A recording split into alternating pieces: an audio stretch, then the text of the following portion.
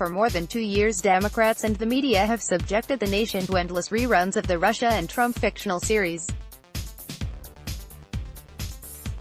No less an informed source than Dean Baquet, executive editor of The New York Times, tells us his newspaper of record was a broken record. He admits the Grey Lady did not have facts to back up its Russia narrative and was caught flat-footed by the Mueller report nothing burger. This of course has not stopped lesser lights in the House of Representatives from playing it yet again. Sam, Rep. Jerry Nadler, casting himself in the roles of Peter Rodino and Sam Ervin, has exhumed John Dean and paraded the spectral form of Robert Mueller before the cameras in a spectacle with the working title, Night of the Living Dead Impeachment Hearings, Part 2, Please Make It Stop.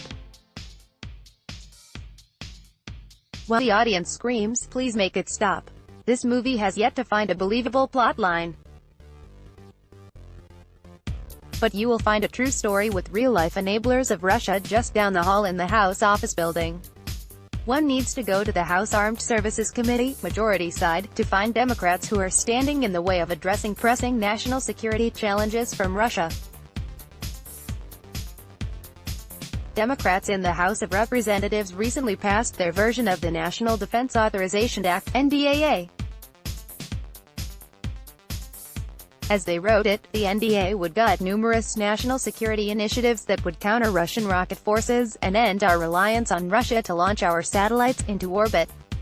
You read that right. 50 years after we put men on the moon, we depend on Russia to put our satellites in orbit. President Trump has a plan to change that, but the Democrats are doing everything they can to stymie it.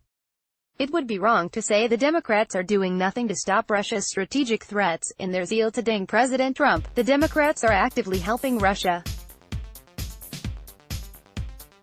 Under the House Democrats' defense plan, the Missile Defense Agency would endure crippling budget cuts at a time when Russia has taken strides to modernize its missile forces. If passed, the bill would eliminate an astonishing $413 million from the agency's budget. This would ground missile defense programs explicitly we rely on to defend the American people from a potential foreign assault.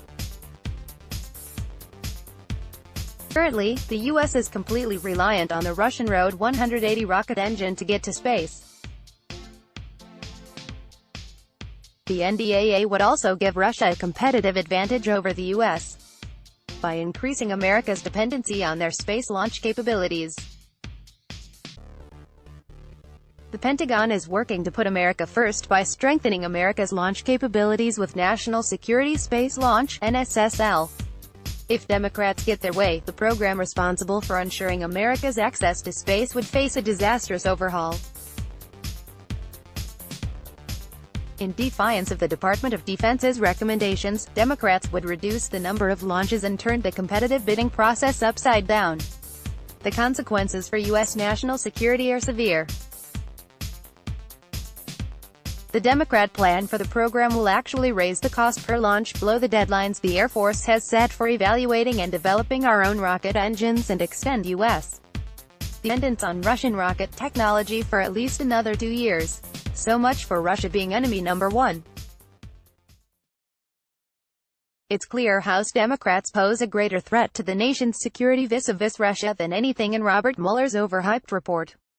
Their oft-stated concern about Russia's assault on our democracy is in reality just political posturing. The House version of the National Defense Authorization Act presents a serious threat to America's national security and exposes the Democrats' blatant hypocrisy. They sacrifice genuine national security initiatives, and no one will benefit more than Russia itself.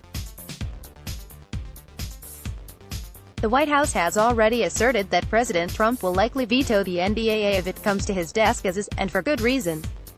Here's hoping the Republican-controlled Senate removes the Democrats' disastrous provisions before then. That will show the American people which party stands up to threats from Russia with action, not empty words.